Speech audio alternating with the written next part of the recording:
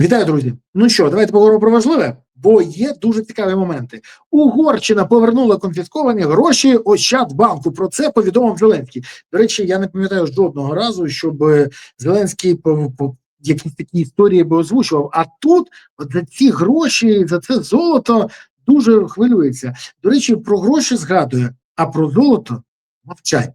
От про це і поговоримо. Бо мова про 40 мільйонів доларів, 35 мільйонів євро і 9 кілограм золота, які угорські правоохоронці затримали ще 6 березня, 2 місяці тому. Вони підозрювали українських інкасаторів у відмиванні грошей. Інкасаторів, до речі, Угорщина депортувала того ж дня. Хоча там була дуже цікава історія. Серед інкасаторів був колишній генерал СБУ. Я зразу повірив, що генерал СБУ підпрацьовує інкасатором. Чи він в якійсь темі, схемі, долі, не знаю. Але скажіть відверто, ви ж перший раз чуєте, щоб генерал СБУ в якійсь дивній схемі був інкасатором? В Україні буває не таке. Так от, тепер керівництво нарешті Ощадбанку зможе відповісти на декілька запитань, які не хотіли відповідати, як і Зеленський не хоче відповідати на запитання, хто такий Вова, якому будують дім у династії. Давайте по черзі. Перед тим, як поставити ці запитання, я хочу спочатку процитувати один допис, який написав Сергій Жук. І це дуже цікавий текст. Він невеличкий. Заслухайте його.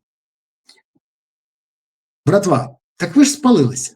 Якби вас просто пов'язали з банкнотами, то, мабуть, ніхто б не помітив цей прикрий випадок.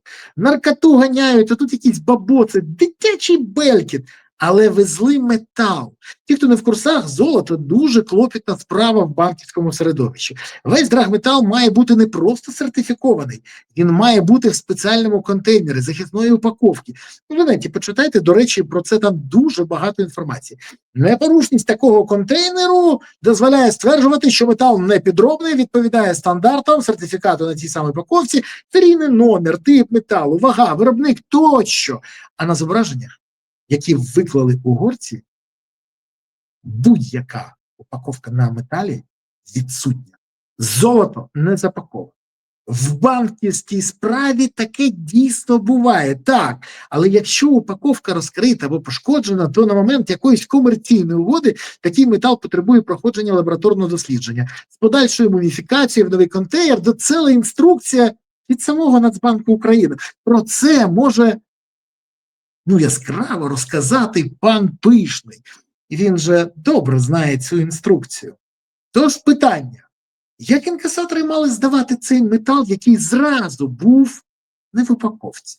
Як взагалі вони його взяли? Звідки вони його взяли? І головне, будь-який банк в світі в такому вигляді не зможе прийняти його на баланс. Офіційно не зможе.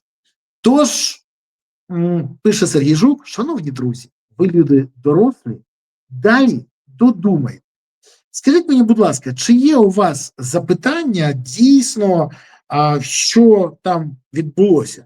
Про гроші взагалі ніхто питань не ставить, але з золотом дійсно якась дивна ситуація. І от тут хочеться зрозуміти, так що ж ми спостерігаємо? І для того, щоб зрозуміти, нехай все ж таки Ощадбанк нарешті дасть відповіді. Сподіваюся, що народні депутати, які дивляться цей ефір, напишуть запити на Ощадбанк з проханням відповісти саме на такі запитання. Для кого везли золото у зливках по 1 кілограму, і що, до речі, купити в банку можна за один раз на суму не більше 100 тисяч гривень, а зливок коштує значно більше. То для кого? Якщо, власно, в банк вкладав гроші в це золото, в золото без упаковки? А як таке може бути?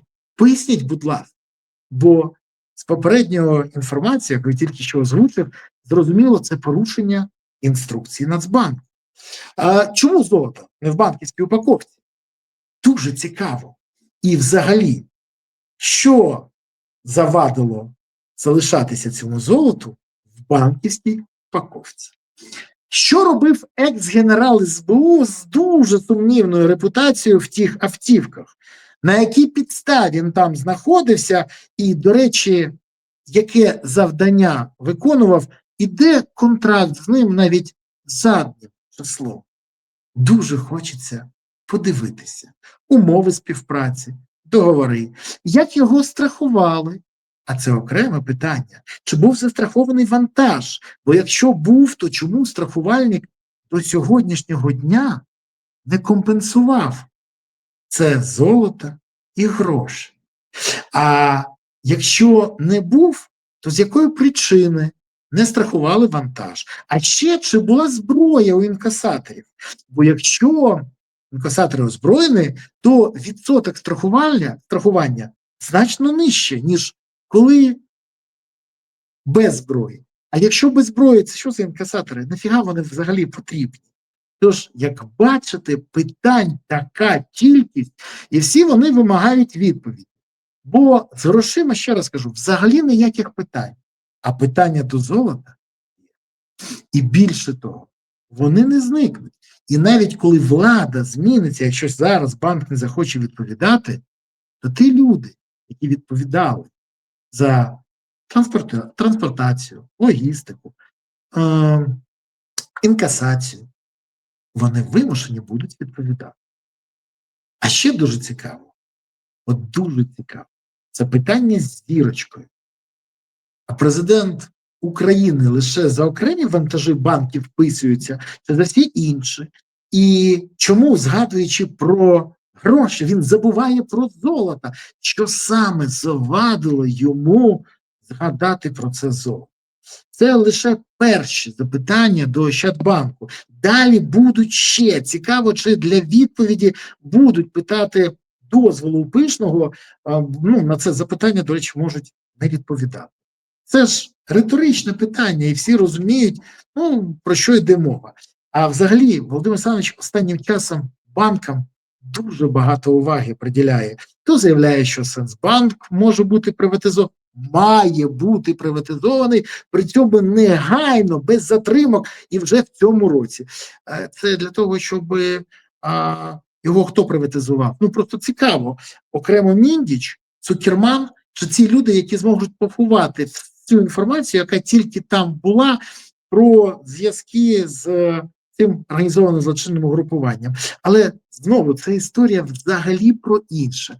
Поки мене цікавить ті запитання, які я поставив. Сподіваюсь, що вони і вас зацікавили, шановні глядачі, і ви будете щиро чекати відповіді від Ощадбанку, державного банку, який живе по законах України, або повинен жити по законах України.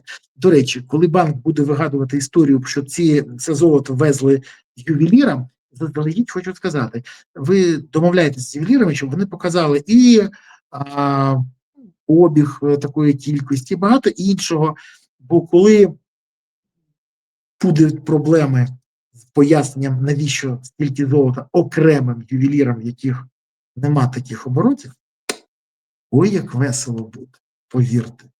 Бо так сталося, що всередині Ощадбанку є добрі люди, які підказують, які запитання треба ставити. І, до речі, такі ж люди є в Нацбанку, бо їх всіх вже задовбало, коли країна живе, як в якомусь договорняку. Країна повинна жити по законах. Так і буде.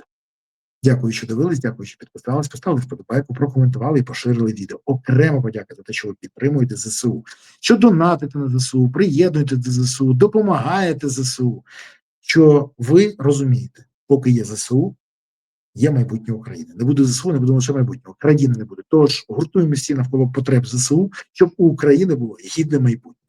Без оцієї ОЗУ, організованого злочинного угрупування. Дякую. Па-па.